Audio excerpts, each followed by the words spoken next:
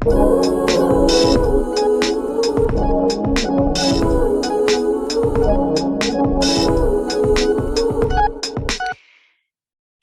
and welcome to another crazy and kooky episode of Tartarian Truthers with your hosts, Casey and JoJo. Hi, everyone. How exciting. This is episode 20.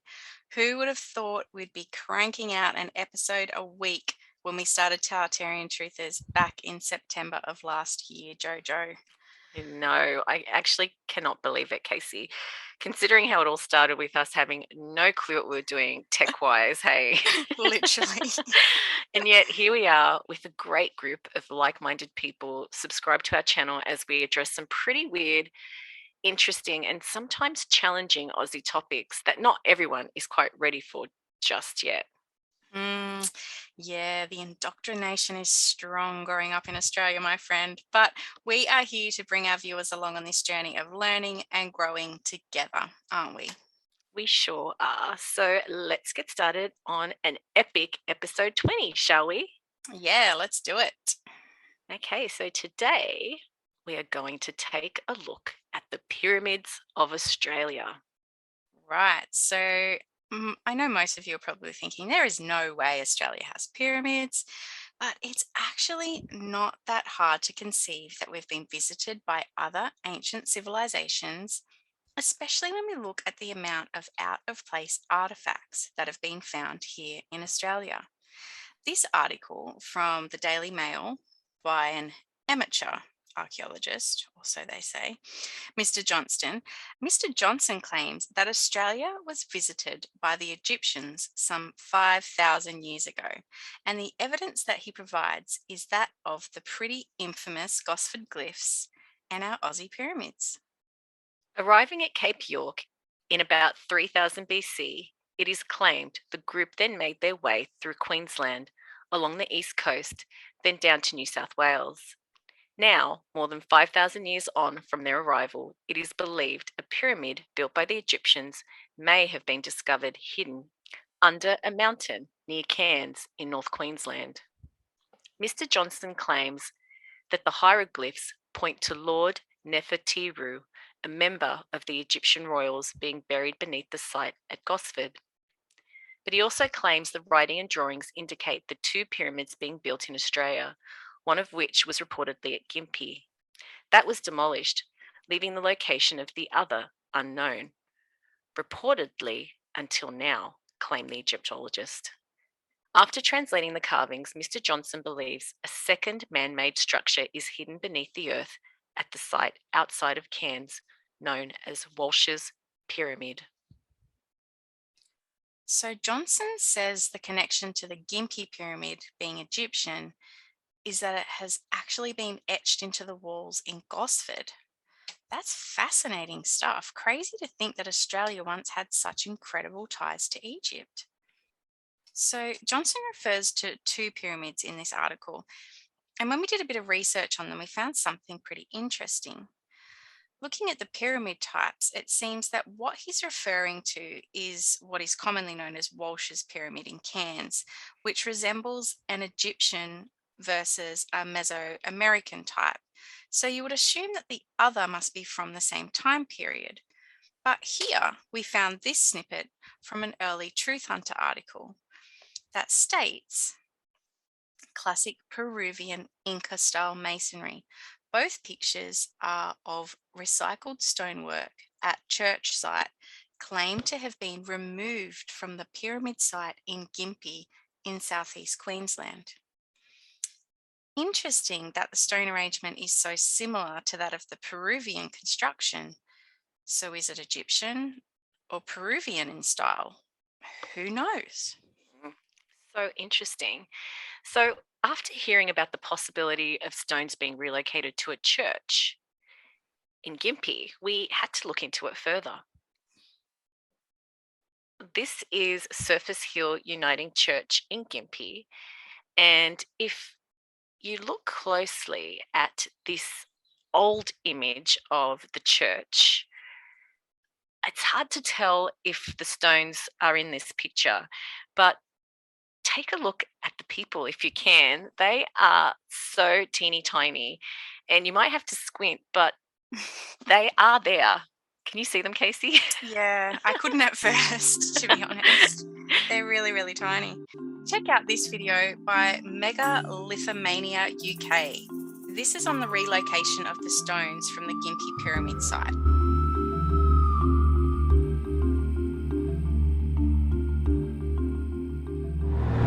So we're here at the Gympie Museum. Now apparently this is not only the gold mining museum, so there could be some interesting stuff there, but this is where the famous Gympie ape statue that was found at the pyramid is actually at the back end of this museum in the circular building. So we're going to go and see if we can find it, take a look, see if there's any other records or anything to do with the Gympie pyramid here at the museum.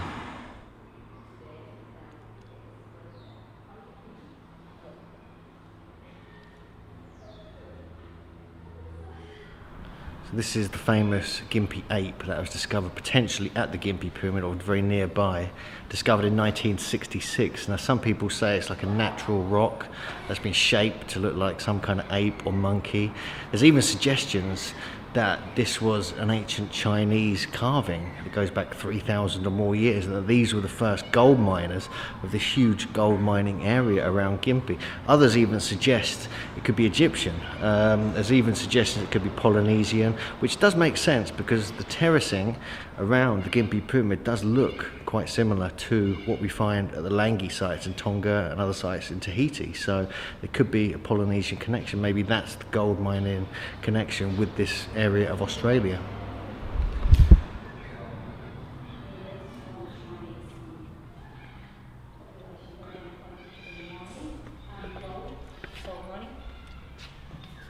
Oh, that's nice.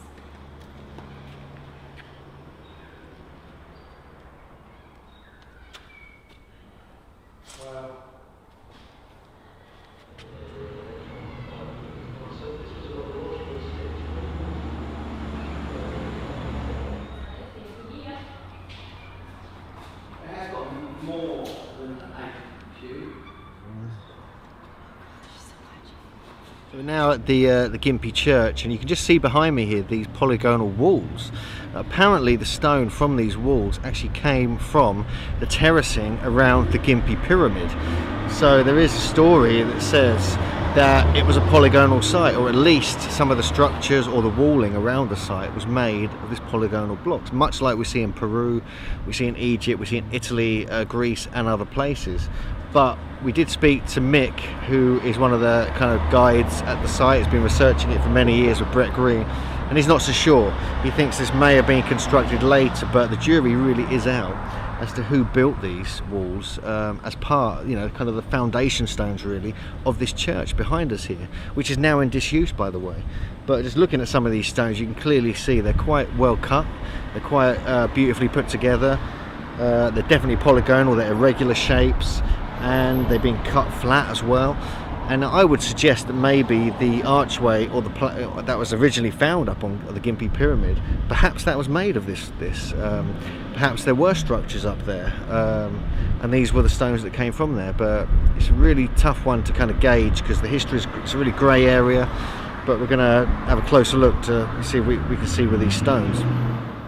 So it really does make you wonder that apparently these stones really did come from the Gympie Pyramids. I mean, they're pretty big, some of these. They're not huge. It's nothing like, you know, we see in Peru or Egypt or anywhere like that, but it's still quite an impressive dry stone walling with this polygonal design.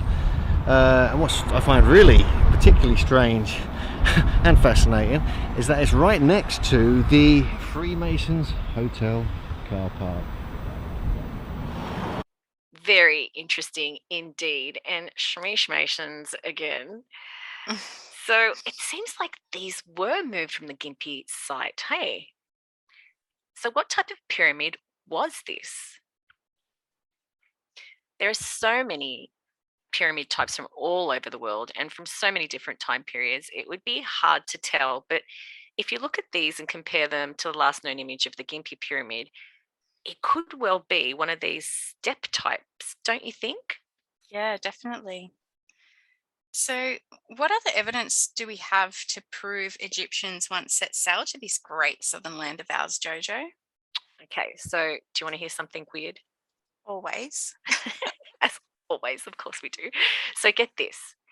Apparently, the boomerang was said to have reached the ancient lands of Egypt by ancient Egyptians from our First Nations people. What? hmm And here you can see some of the boomerang types. Is the Egyptian one here on the right.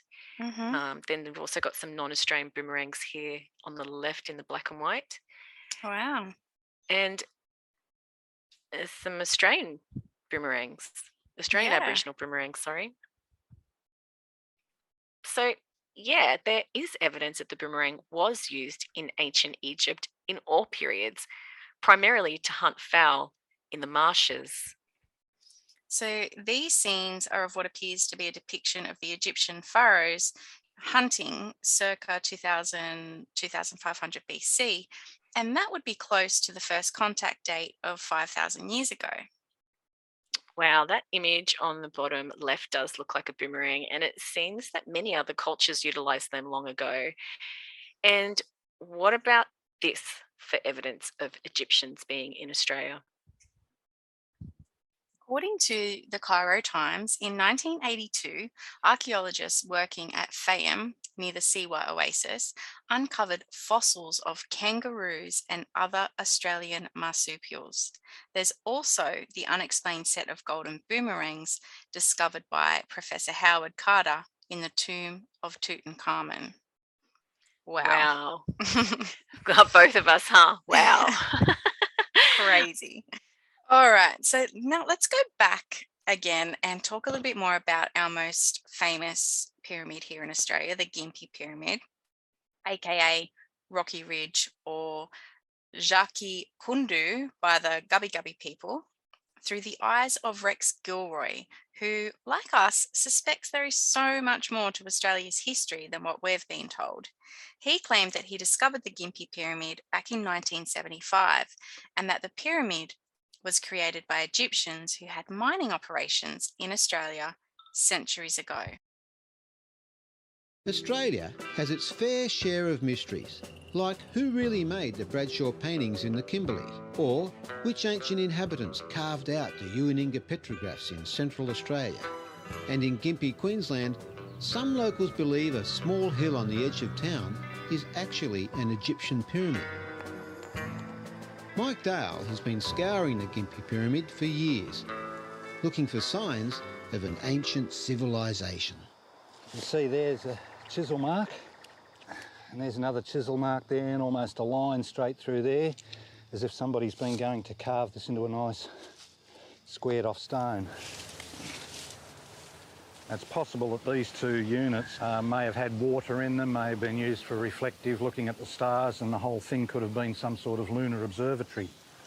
Quite a few locals that have known about the area for a long time, and of course back in the 70s when a certain person announced to the world that he'd found Australia's lost pyramid, pretty much everyone around Gympie had come here and had a look at the place. My wife and I went up there in October 1975 and I realised that the hill had 4 sides and that there were 4 rows of 18 terraces, 4 foot high and about 18 foot across. This led me to the conclusion that we were looking at an Egyptian Old Kingdom period, a step pyramid, based on these and other glyphs that I found on small rocks that were lying scattered around rubble. Most people who are the bloodthirsty type think it was for sacrificial purposes, but seeing as the hole doesn't go all the way through the rock, we're not sure what it was for. We found a lot of this metallic material, very rough, looks like it's been molten, totally magnetic. Yeah, we think they were actually trying to extract the iron from the rough ore here. Unfortunately, we haven't found anything which can indicate which particular people came here and did this. There was an unusual item found. It's made of a very, very hard stone. There doesn't appear to be any other sort of matching items from any other cultures that we can figure out. Oh, 65, I don't lift things like I did at 25. This one is the memorial tablet of Amtet, who had died. He was some official, and it basically reads in Egypto-Phoenician script, Horus, rise up and carry or guide the soul of the dead official Naqar Tebet to his tomb of stone. When it comes to Gympie, we have some 400 or so relics that we found there, and as far as I'm concerned, these relics are very ancient. They're rock inscriptions, so I don't think they were carved by hoaxes yesterday. And as far as I'm concerned, all this evidence is overwhelming to show that Gympie was the site of an Egypto-Phoenician gold and other mineral mining centre. Some people believe in it, some people try and debunk it. Just because the Dutch found Australia's west coast and Cook and others found the east coast doesn't mean to say that other cultures prior couldn't have come here first. That's exactly what we think, Mike. So, Rex and Heather Gilroy have written a number of papers, books, and have even presented at Truth Hunter conferences alongside our own Gilbert Dean. And just as luck would have it, we discovered an unpublished article by Gil on Egyptian links to Australia on that trusty little USB that he sent us. And here are his thoughts. Back in 1999, I was approached by a US television CNN producer for a television documentary about the concept that Australia may have been a target for Egyptian and Mediterranean seafarers seeking minerals and exotics in our ancient past. Far North Australia is riddled with rites and beliefs among the Aborigines that relate to Egyptian influence. During 1931, Professor A.P. Elkin, Professor of Anthropology at Sydney University, visited the northwest Kimberley region of Western Australia to conduct a field study of Aboriginal cultures in the district. A tribe he visited never had occasion to meet with white-skinned men. He was astounded when they greeted him with Masonic hand signals, and was even more struck by the Semitic features present in the natives. The tribe also worshipped the sun, that they also had an Earth Mother figure and a rainbow serpent cult. They also practiced mummification of the dead. Professor Elkin also studied the local languages and found Egyptian and Semitic influences among their words. The Torres Strait Islanders also have similar practices and language similarities. The professor concluded that at some time in the distant past, the Aboriginal culture of the Northwest Kimberley region had been influenced or impacted by visitors from the Middle East, notably Egyptians. One of the religious beliefs of the Arnhem Land tribes is that when the soul leaves the body at death, it travels in a boat across the path of the sun to the afterlife. Ancient Egyptians had the same religious beliefs in their mummification practices. It is reasonable to ask the question, why were the visitors, notably of Semitic origin, in the area? It doesn't take much research to find the Kimberleys is one of the richest areas in the world for its array of minerals. We've just heard from some very experienced historians who all strongly feel that Australia was once visited by Egyptians at some point in time. The evidence seems to be piling up, doesn't it? It sure does. So let's take a closer look at Gympie again. So Gympie is located on the Gympie Connection Road, northeast of Brisbane in Queensland. And looking at Gympie's location on a map, you can see just how far it is from Egypt. I mean, how did the ancients travel all this way, Jojo? I know, it's pretty amazing, isn't it? Now, Mm. check out these ship or boat depictions of ancient Egyptian seafarers. And can you imagine these boats traveling south through the vast Indian Ocean 5,000 years ago? There is no way, Jojo. in these types of boats, they would have had to have traveled along the coast to get to Cape York, which is the furthest north tip of Australia. I think hugging close to the coastline so as not to get lost in the vast oceans and also to be able to collect food and supplies along the way. So, travelling south from Cape York, coming down the coastline to Gympie and Gosford makes sense. Okay, Mm, let's take a look now at an aerial shot of where the Gympie Pyramid once stood. And I believe that this is the last known photo before it was demolished. And this is all that remains today. yeah, that is so disappointing and sad. So, do we know why it was destroyed, Jojo?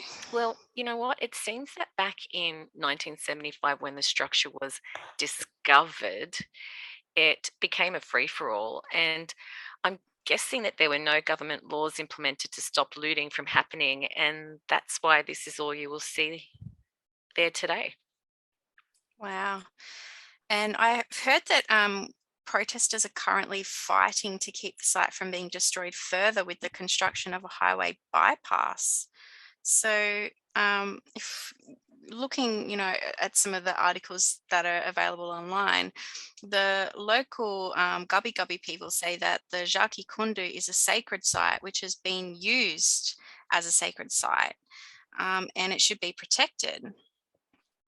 So, if we have a quick look at this Wikipedia article here, it explains that it has been used for their gatherings and ceremonies for a long time, and it had connections to the songlines of the Seven Sisters, the Water Spirit, and Four Fish Dreamings. So, work was suspended on the bypass in November of 2020 after the matter was sent to an independent assessor, a specialist in First Nations matters, but the area was deemed not of sufficient significance to be protected. So, as far as we're aware, that part of the highway has yet to be built. So, the site is still safe for now. Thank goodness. Mm, So far, we've presented the three mainstream Egyptian links to Australia, but we wanted to see if there was any more. So we put out a call to our Instagram followers earlier in the week asking for their help on pyramids in Australia. And we got so many comments and messages back from people all over Australia. And here are some that caught our attention.